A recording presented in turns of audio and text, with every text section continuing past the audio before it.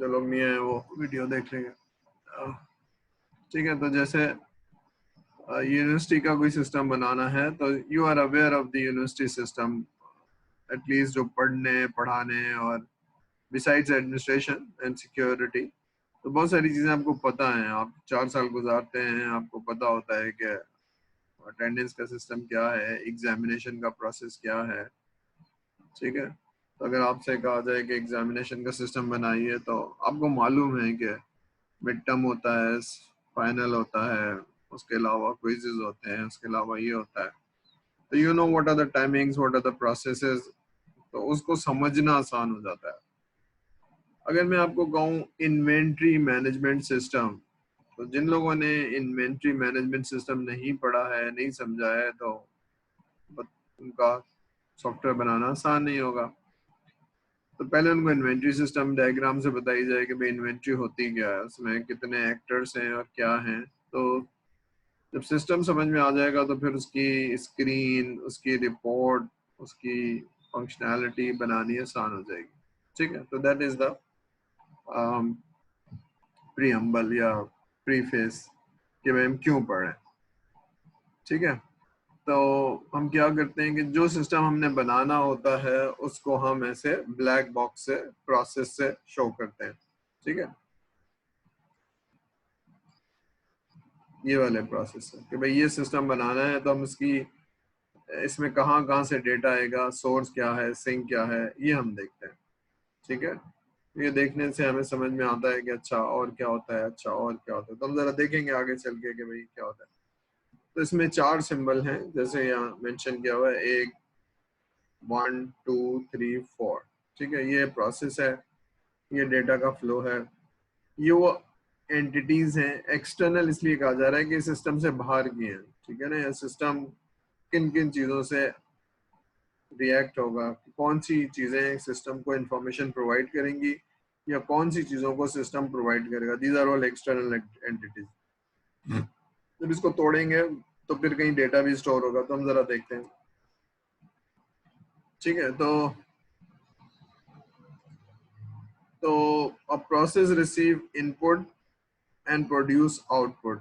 ठीक है, तो अब ये एक प्रोसेस है, कैलकुलेट सैलरी, उस पे कुछ इनपुट अप्लाई हो रहा है और कुछ, तो ये जो दिया जा रहा है इसको कहते हैं सोर्स, और जहां प्रोवाइड किया जा रहा है इसको कहते हैं सन। ठीक है, अब ये बता दिया है कि जनाब salary and rate are two inputs और टोटल सैलरी इज योर।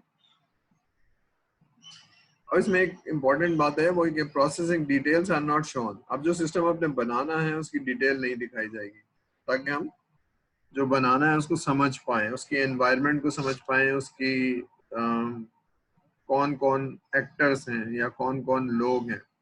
अभी एक्टर्स इंडिविजुअल भी हो सकते हैं, कोई ऑर्गेनाइजेशन भी हो सकती है, कोई डिफरेंट प्रोसेस भी हो सकते हैं, कोई डिफरेंट सिस्टम भी हो सकता है। ठीक है, अब फॉर एग्जांपल है ग्रेडिंग सिस्टम, ये हमने पढ़ लिया था, मैं बस थोड़ा सा रिवाइज करके आगे जाऊंगा, फिर हम मोर डिटेल में देखेंगे इसको। तो हमने ग्रेडिंग सिस्टम को समझना है, तो ये हमारा क्या हो गया, ये प्रोसेस समझना है। तो प्रोसेस में हमको समझने के लिए हमने देखना होगा कि कौन कौन लोग इस ग्रेडिंग सिस्टम को एक्सेस करेंगे। ठीक है, तो पहला काम है ग्रेडिंग सिस्टम में स्टूडेंट होगा और टीचर होगा। ठीक है, तो टीचर क्या करेगा, स्टूडेंट क्या करेगा, तो ये सिस्टम आपको मालूम है कि क्या करता है। टीचर आपको आपसे कुछ काम मांगेगा। ठीक है, काम कौन सा मांगेगा, असाइनमेंट्स, क्विज, ये सेशनल का काम मांगेगा। फिर आपके हर 2 महीने बाद एग्जाम होंगे, मिड टर्म होगा, फाइनल होगा इन नॉर्मल केस। इस दफा तो मिड टर्म नहीं होगा आपका, लेकिन बहरहाल जो भी आपका एग्जाम होगा तो वो आपसे सबमिट करवाया जाएगा, उस पर आपकी ग्रेडिंग होगी। ठीक है, ये कैसे होगी, अब ये कुछ रूल्स एंड रेगुलेशन है, कुछ पैरामीटर्स हैं। ठीक है, वो क्या पैरामीटर है कि 10 में से नंबर देने हैं, 20 में से नंबर देने हैं, 30 में से नंबर देने हैं या 50 में से नंबर देने हैं, और फिर इनका सम करना है। तो सम करने के बाद एक फाइनल ग्रेड बनेगा। ठीक है, तो फाइनल ग्रेड बनेगा, टाइम टेबल का सेमेस्टर होगा, एग्जाम अनाउंस होगा, ये ना टीचर करता है ना स्टूडेंट करता है। कौन करता है? ये एक अलग डिपार्टमेंट करता है। तो हम समझ रहे हैं कि भाई एग्जामिनेशन डिपार्टमेंट क्या करेगा। तो ग्रेडिंग सिस्टम में और कुछ तो नहीं होता है।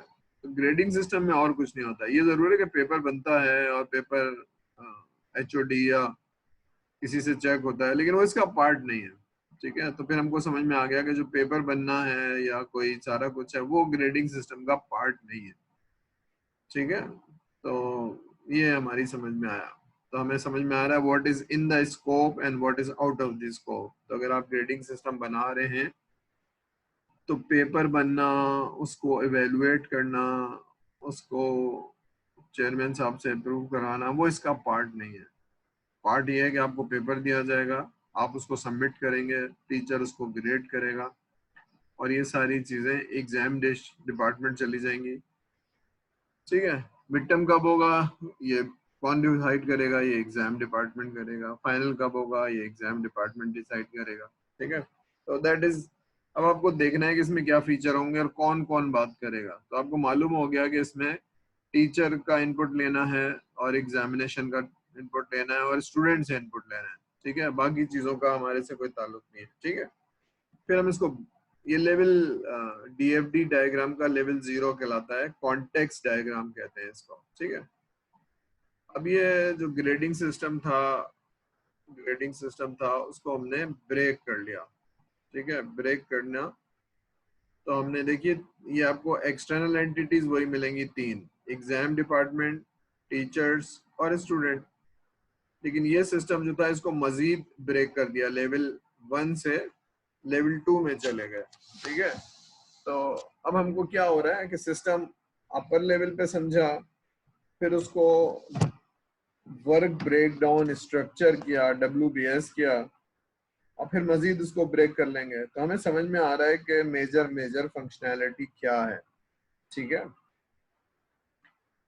तो जरा देख लेते हैं स्टूडेंट। तो स्टूडेंट का ग्रेड स्टूडेंट वर्क। ठीक है, तो ये एक काम है, तो इसको हमने डिवाइड कर लिया कि ना जो भी आपको चीजें मिलेंगी आप तो इसको ग्रेड करते जाएंगे। ठीक है, मिड टर्म को अलग ग्रेड करेंगे, फाइनल को अलग ग्रेड करेंगे, और ये सब जमा करते जाएंगे। ठीक है, ये सब जमा करते जाएंगे क्योंकि इससे फाइनल रिजल्ट बनाना है ना, ये एग्जामिनेशन डिपार्टमेंट इससे फाइनल रिजल्ट बनाएगा।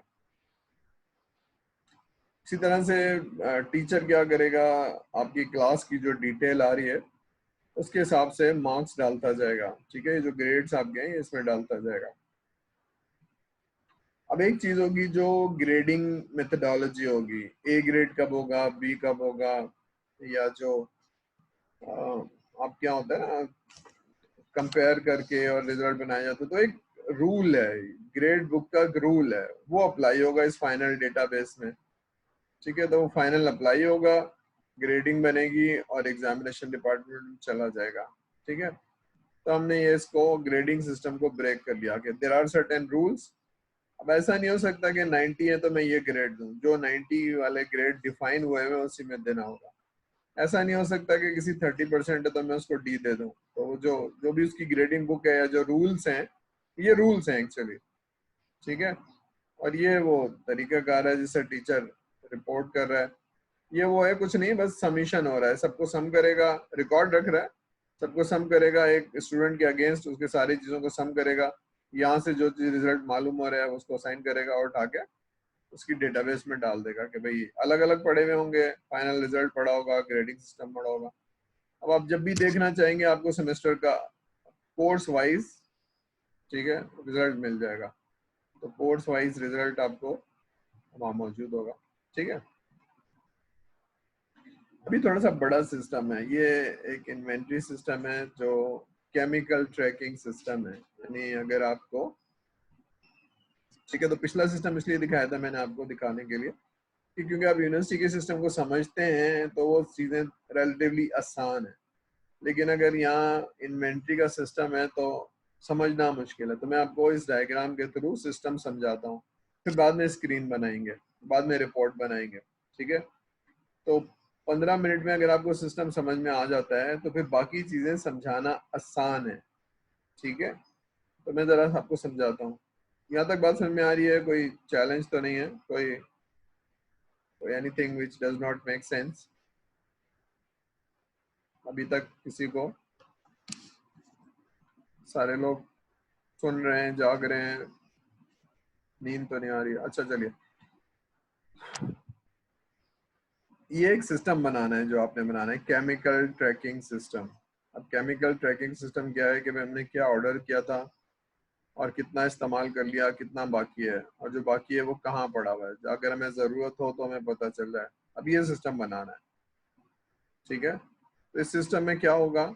इस सिस्टम में पहले तो चीज़ खरीदी जाएगी। ठीक है ना? आप अच्छा यहाँ देखिए, वेंडर नजर नहीं आ रहा है, तो वेंडर से जो भी ताल्लुक है बायर का या परचेज सिस्टम का, वो इस सिस्टम का ताल्लुक इसके स्कोप में नहीं है। ठीक है, तो ये जाएगा परचेज सिस्टम को। मैं दिखा देता हूँ आपको बना के।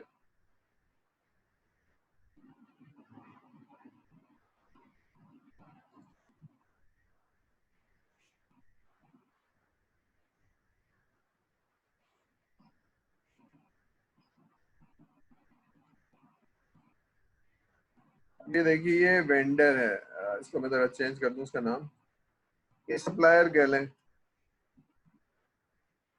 ठीक है,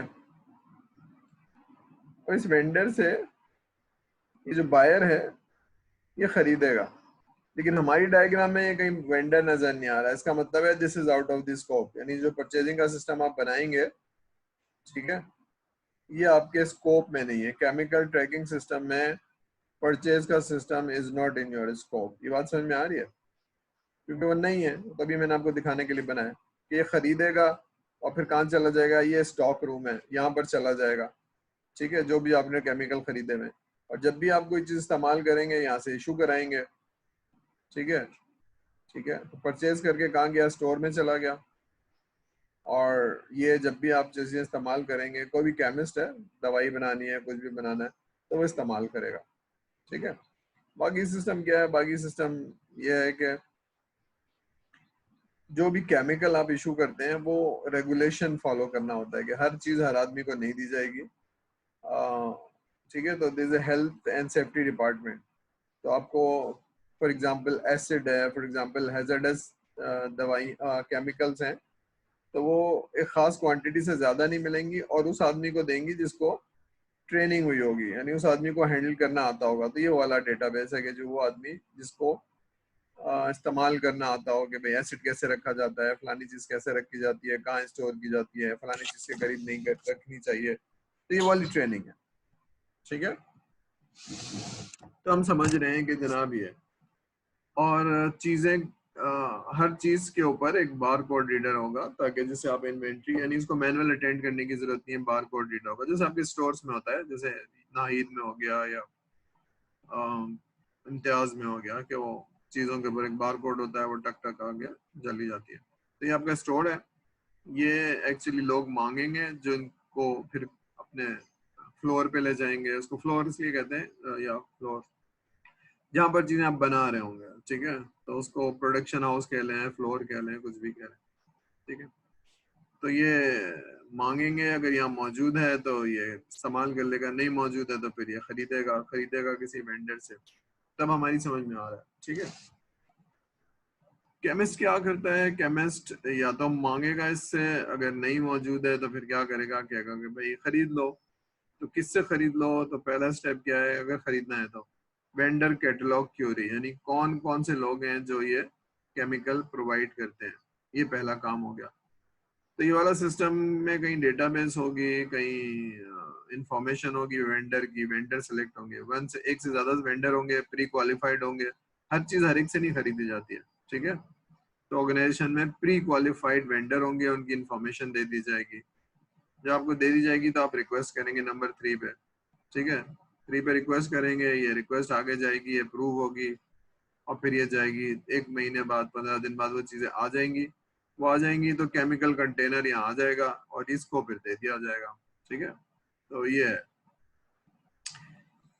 ठीक है। तो केमिकल स्टॉक रूम में क्या है, इन्वेंट्री रिपोर्ट है। जो कुछ आपने मंगाया था वो जब भी आप रिपोर्ट देखना चाहें वो आपको मिल जाएगी। जो कुछ नया माल आया है वो आपको मिल जाएगा।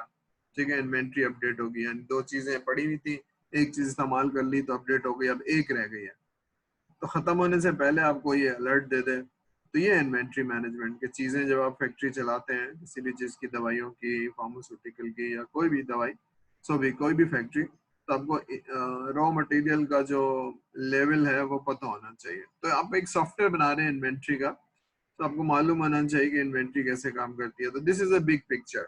ठीक है, अब इसको हम जरा नेक्स्ट लेवल में तोड़ेंगे कि केमिकल ट्रैकिंग सिस्टम ब्रेक कैसे होगी। तो हम जरा देखते हैं नेक्स्ट लेवल में।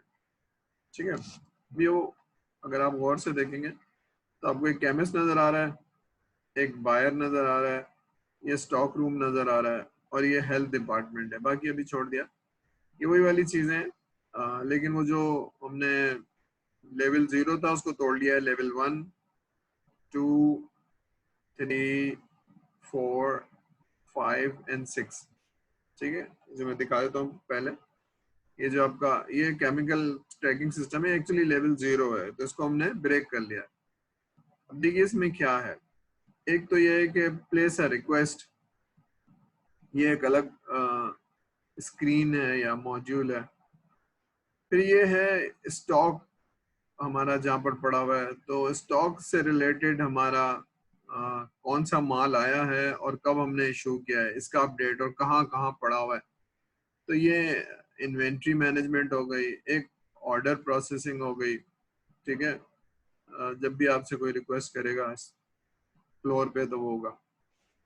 दूसरी चीज है वेंडर से रिलेटेड, कि वेंडर कौन कौन से हैं और क्या प्रोड्यूस करते हैं, ये वेंडर की लिस्ट हो गई। तो वेंडर लिस्ट हो गई, ये रिक्वेस्ट हो गई for production, RFP, request for production, और ये वेंडर किन से खरीदना है, और ये इन्वेंट्री अपडेट है। ठीक है, और फिर ये बायर वाली चीज है कि जो आपने मांगी थी कोई चीज मौजूद नहीं थी, तो फिर आप परचेज ऑर्डर भेजेंगे, तो परचेज ऑर्डर जो बना, जो चीज रिक्वेस्ट आई है वो बायर की तरफ जाएगी। इससे बाहर क्या होगा ये हमें नहीं पता, ये हमारे स्कोप का पार्ट नहीं है। लेकिन अभी आपने देखा था कुछ रिपोर्ट्स जाती हैं हेल्थ एंड सेफ्टी डिपार्टमेंट को, तो वो रिपोर्ट्स भी बनेंगी अलग से। तो हमने थोड़ा सा ब्रेक कर लिया। ठीक है, तो इससे कितनी स्क्रीन होंगी, कितनी रिपोर्ट होंगी, अभी तो नहीं पता चल रहा। खैर मुझे पता चल रहा है, लेकिन जब आप गौर से देखेंगे तो समझ में आ जाएगा कि कौन सी स्क्रीन है। ठीक है, एक्चुअली ये जो एरोज बने हुए हैं ना, इतनी स्क्रीन है, लेकिन उसको आप मॉड्यूल वाइज डिवाइड कर लेंगे। ठीक है, तो हम क्या कर रहे हैं, हम एक बिग पिक्चर समझ रहे हैं सिस्टम की, जिनसे आपको, अच्छा ये बहुत जल्दी आपको एक साल बाद इस्तेमाल करना होगा 7 सेमेस्टर में जब आप आएंगे। मैं इसलिए देख रहा हूँ कि ये मैं इसलिए एम्फेसाइज कर रहा हूँ कि जब हम एफआईपी में, मुझे बहुत दोबारा दोबारा ये पढ़ाना पड़ गया कि भाई ये मॉडलिंग कैसे होगी, ये सॉफ्टवेयर इंजीनियरिंग, क्योंकि आपको लग रहा है थ्योरी है, लेकिन ये एफआईपी के अंदर बिग पिक्चर कैसे बनाई जाती है, हाई लेवल कैसे दिखाया जाता है, तो ये इसी तरह से दिखाया जाता है। अब ये सारी जो मैंने थ्योरी बताई थी इसको मैं बता देता हूँ। प्रोसेस क्या होता है, process symbol can be refer to as a black box because the input and output and general function of the process are known but the underlying details and logic of the process are hidden। जैसे भी आपने देखा ना कि वो chemical tracking system में क्या होगा ये नहीं दिखा रहे हैं, लेकिन आपको कहाँ से इनपुट आ रहा है, ठीक है ना, कहाँ से इनपुट आ रहा है, कहाँ से आउटपुट जा रहा है। ठीक है, तो मांग कौन रहा है और स्टॉक डिपार्टमेंट क्या है, तो ये सारी चीजें पढ़ लीजिए। ठीक है, by showing process as a black box the analyst can create DFD that show how the system functions but avoid unnecessary details।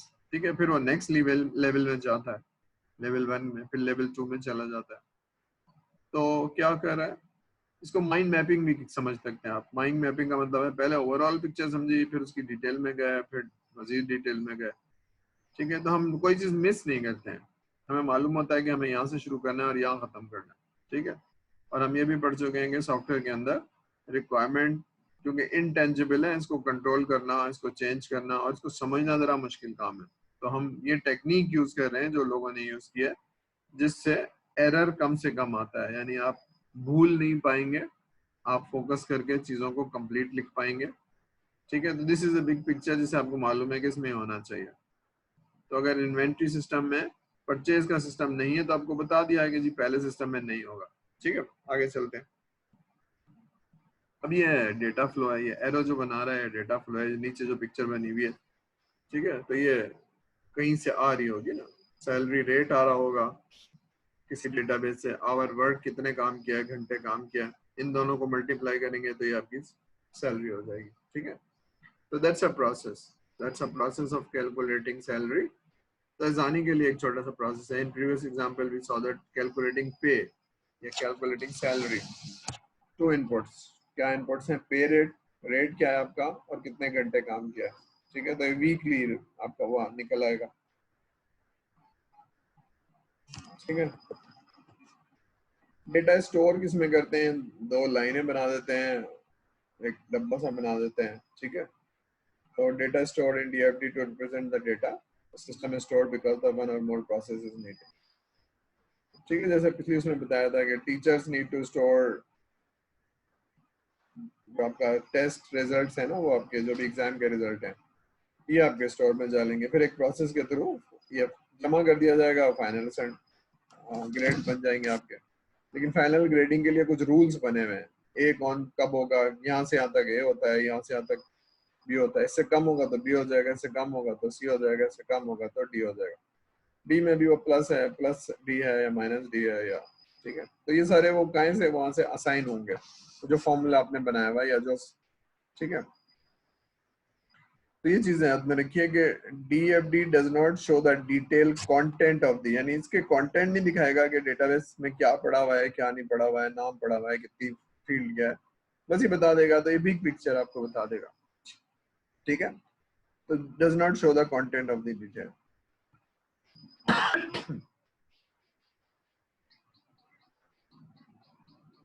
ठीक है, एक्सटर्नल एंटिटी क्या होती है? External entity for example exam, तो ये क्या करती है?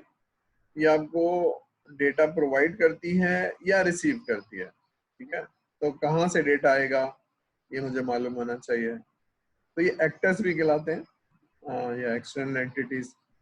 एक्टर्स आपको यूज केस अगर बना रहे होंगे तो एक्टर्स कहलाएंगे, एक्टर्स। लेकिन अगर आप डेटा फ्लो डायग्राम बना रहे हैं तो वो एक्टर एक्सटर्नल एंटिटीज कहलाएंगे। ठीक है, तो डेटा कहाँ से आ रहा है और कहाँ जा रहा है, जो प्रोवाइड कर रहे हैं वो। ठीक है, ठीक है, तो DFD shows the boundaries of the system. जैसे यूज केस में भी एक बाउंड्री बनती है, तो इसमें आपको समझ में आ जाएगा कि क्या चीज आपके सिस्टम में है और क्या चीज आपके सिस्टम में नहीं है। What is out of the scope, जो इसमें नहीं है डायग्राम में, that is out of the scope. ठीक है, अभी टर्मिनोलॉजी बता रहा है, external entities are also called terminators. ठीक है, जहां पर डेटा ओरिजिनेट होता है या फिर डेटा फाइनल डेस्टिनेशन। ठीक है, अब ये सोर्स और सिंक क्या चीज होती है? जो डेटा सप्लाई कर रही है वो सोर्स है, और जो रिसीव कर रही है उनको सिंक कहा जाता है। ठीक है, जैसे ग्रेडिंग सिस्टम है, तो ये अगर आप सिस्टम दे रहा है स्टूडेंट को तो दैट इज सिंक, लेकिन अगर स्टूडेंट्स की तरफ से इस सिस्टम को चीज पहुंचाई जा रही है तो दैट इज सोर्स। ठीक है, तो आप एग्जाम दे रहे होते हैं कॉपी के ऊपर, तो दैट इज द सोर्स, लेकिन आपको उस पर जो नंबर मिलते हैं दैट इज द सिंक। ठीक है, तो external entity can be a source और सिंक और बोथ। ठीक है, तो इसके केस में बोथ है वो बाय डेटा फ्लो। ठीक है, यहाँ तक कोई चीज नहीं समझ में आई है तो जरा इसको मैं रोक लिया, फिर मैं इसकी मजीद एग्जाम्पल पढ़ा के इसको खत्म करूँ। चलिए मैं इसको रोक लेता हूँ, या अटेंडेंस ले लेते हैं। अटेंडेंस लेने के बाद हम आगे चलते हैं। अच्छा, लोग अभी भी कम है, I don't know what is the reason, लोग कम क्यों है।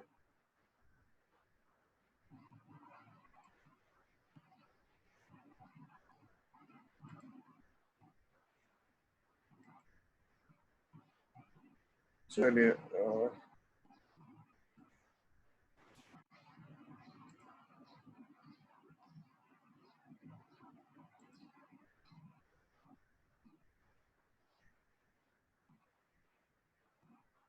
चलिए जरा अटेंडेंस नजर आ रही होगी, जरा बोलते जाइएगा भाई। Ahmad Raza, present sir. Mohammad Ali Khan, Present. Mariyam Azhar, Present. Abdullah bin Hussain, Neha Fatima, Present. Mohammad Haseeb, Mohammad Kashif. Present. तो एकदम से लोग आना शुरू हो गए जब अटेंडेंस ले रहा हूँ। I don't know what is the. अच्छा 8:30 बजे का शायद लोगों को पता होगा I guess. Manoj Kumar. Sir 8:30 पे क्लास थी ना आपकी? और भाई रमजान टाइमिंग है अल्लाह के बंदे। तो सर वो रात को मैसेज आ गया था कि कल से मतलब ट्यूसडे से फॉलो होगा टाइम टेबल। चलिए अभी इस पे बात कर लेते हैं। There is a confusion. Ramzan timing is a reduced timing. अगर हम बारह चलिए वो कंफ्यूजन है क्यों है पता नहीं। विशाल कुमार, विशाल, मोहम्मद माज, Present, sir. Sir, Somesh present. Abdul Mustafa, Naveed Hussain, sorry Hasan Naveed, sorry Present. Rabiul Mughal, Yes, sir. Present. Hatim Shabbir, Present, sir. Jawad Shaikh. Sir उसका इंटरनेट इशू हो रहा है। अच्छा चलिए मोहम्मद तौफीक, तंजीलुर रहमान, सैयद वाज अली, आज Sir, हसीब ने chat पे present लिखा हुआ है, sir. सीब ने Present. Sir, Mohammad Tawfiq present. Mohammad Taufiq present, Tanzilur Rahman, Syed Waz. चलिए मैं दोबारा से जो रह गए हैं उनको देख लेते हैं। अब्दुल्ला बिन हुसैन, Sir, Sir, असदुल्ला के घर पे। असदुल्ला का इंटरनेट इशू हो रहा है. वो आ रहे हैं ऑनलाइन ज्वाइन कर ही रहे हैं. चलिए लगा दिया। हसीब की भी लगा दी। समोश Kumar, Rajesh Kumar, Present, sir. Present. ठीक है। विशाल, अब्दुल मुस्तफ़ा और तंजीलुर रहमान। सर तंजील रहमान ज्वाइन कर रहे हैं. उनको 8:30 का टाइम पता था तो वो भी ज्वाइन ही कर रहे हैं बस. उनको पता था ये तो क्यों पता था भाई। चलिए खैर। सर असल में कल रात में मैम राजिया सोजन ने अनाउंसमेंट की थी फेसबुक ग्रुप पे कि नॉर्मल टाइमिंग्स फॉलो होंगी आज। इस वजह से काफ़ी कंफ्यूजन हुई है। ये आप लोगों ने तो देख लिया मगर हमने नहीं देखा था क्योंकि हम रात को तरावी पढ़ के बस हम सो जाते हैं तो इसलिए हमें नहीं पता। There is a confusion. जी सर, उन्होंने लेट अनाउंसमेंट ही की थी इसलिए काफ़ी कंफ्यूजन हुई है। हमें अपनी अगली क्लास का भी नहीं पता। हाँ मुझे खुद भी नहीं पता है कि हमारी अगली क्लास भी टाइम पे होगी क्योंकि हमें तो जो टाइम टेबल 2-3 दिन पहले आया था हम उसी हिसाब से शेड्यूल करके और सारा कुछ करके बैठे। तो सिवाय इसके कि फिर बाद में हमें पता चला है वो कंफ्यूजन इसलिए है कि वो वीसी साहब ने उस पर शायद साइन नहीं किया। तो बहरहाल चलिए हमने तो क्लास शुरू कर दी 8 बजे से और हम रमजान टाइमिंग के हिसाब से इसको 9:25 पे क्लोज करेंगे। चलिए तो हम थोड़ा सा इसीलिए रिवाइज कर रहे थे। तो 12 जो लोग लेट आए मैं इनको बता दूं कि क्लास तो 8:30 बजे से चल रही है। हमने थोड़ी सी रिवाइज कर लिया है और यार हम थोड़ा सा फिर से देख लेते हैं उसको। लेकिन इम्पोर्टेंट बात यह है कि देखिए जो चीज़ें हम पढ़ रहे हैं ये सारी चीज़ें आपके 7 सेमेस्टर में जब आप FIB करेंगे तो 6 सेमेस्टर से आप FIB रिपोर्ट कैसे बनती है क्या है बहुत सीरियस मुझे इशू नजर आ रहे हैं। ठीक है। आई डोंट नो आप लोगों ने टेक्निकल रिपोर्ट राइटिंग पढ़ी है या नहीं पढ़ी है। अगर पढ़ी है तो खुदा के लिए उसको सही तरह से पढ़ लीजिए। वेरी पुअर रिपोर्ट राइटिंग मतलब मुझे देखिए ना सीखने उसको सीखने में क्या हर्ज है। अगर वर्ड अच्छी तरह से सीख लें तो क्या है, फॉर्मेटिंग कैसे होती है, अच्छी एलिगेंट रिपोर्ट कैसे बनाई जाती है जरा देख लीजिए और आप भी बना सकते हैं। कोई मुश्किल काम है लेकिन आपकी रिपोर्ट रिप्रेजेंट कर रही हो कि टेक्निकल रिपोर्ट राइटिंग पढ़ी तो थी सर पास करने के लिए। अच्छा भाई तो सॉफ्टवेयर इंजीनियरिंग सर पढ़ी तो थी पास करने के लिए तो हमें मेथडोलॉजी नहीं पता। ठीक है भाई उसमें मेथडोलॉजी लिखनी है उसमें बिग पिक्चर जो ये फ्लो डायग्राम आप पढ़ रहे हैं यही बनानी है। तो I had to teach again, ठीक है, मैं संडे क्लास के अंदर बिठा के, तो अच्छी तरह से पढ़ लीजिए, इसको अपने पास रख लीजिए, और जब आप नेक्स्ट सेमेस्टर में, 7वां सेमेस्टर बहुत लेट हो जाता है, क्योंकि होता क्या है कि आपको शुरू में ही डिसाइड करना होता है, सारा कुछ करना होता है, और पूरे सेमेस्टर के एंड पे रिपोर्ट देनी होती है, तो फिर आप एक तरह से ना एक रश में आ जाते हैं, बिल्कुल क्या करें क्या ना करें क्या ना करें। तो छठे सेमेस्टर के मिड में आपको, ठीक है, कम से कम प्रपोजल देख लेना चाहिए कि FIP का प्रपोजल कैसे होता है। तो इसमें सारी चीजें हैं, तो टेक्निकल रिपोर्ट राइटिंग आपको आनी चाहिए जो आपने पढ़ा होगा, आई डोंट नो कौन से सेमेस्टर में। अच्छा जरा 1 मिनट होल्ड करेंगे, कोई दरवाजे पे है, जस्ट होल्ड ऑन, ठीक है, मैं बस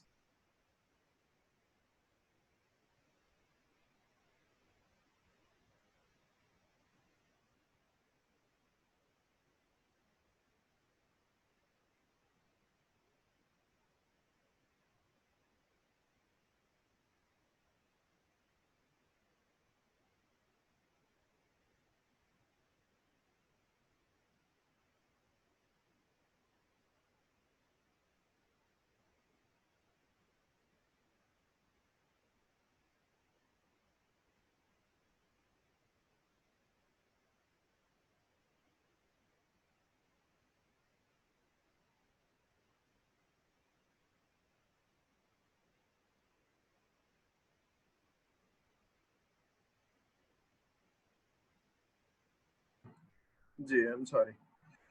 चलिए, तो हम इस लेक्चर में ये देख रहे थे कि सिस्टम बनाने से पहले, सॉफ्टवेयर बनाने से पहले हमें बिग पिक्चर पता होनी चाहिए, ठीक है। तो बिग पिक्चर क्यों पता होनी चाहिए? इसलिए पता होनी चाहिए कि सिस्टम किन किन चीज़ों से रिएक्ट करेगा, किन जगहों से इंफॉर्मेशन लेगा और किन जगहों पर इंफॉर्मेशन पुश करेगा, ठीक है।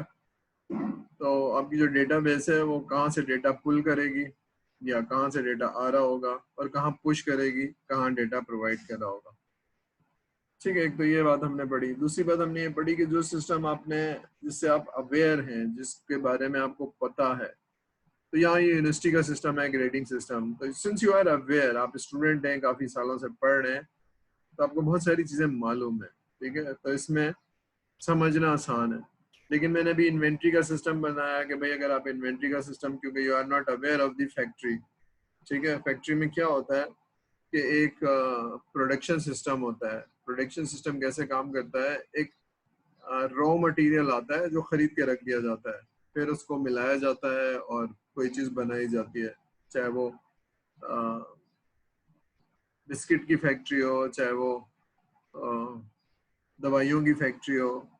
तो बिस्किट भी बनाने के लिए रॉ मटेरियल होंगे और एक प्रोसेस के थ्रू सामान इशू होगा रेसिपी के थ्रू, और वो बिस्किट प्रोड्यूस किए जाएंगे। दवाइयाँ हैं तो कुछ केमिकल्स मांगे जाएंगे, फ्लोर पे जाएंगे, उनको मिलाया जाएगा और दवाई मांगी बनाई जाएगी। इसी तरह से गाड़ी बनानी है तो स्पेयर पार्ट्स मंगाए जाएंगे, उनको असम्बल किया जाएगा और गाड़ी बनाई जाएगी, ठीक है। तो raw material and manufacturing and finish good, ठीक है।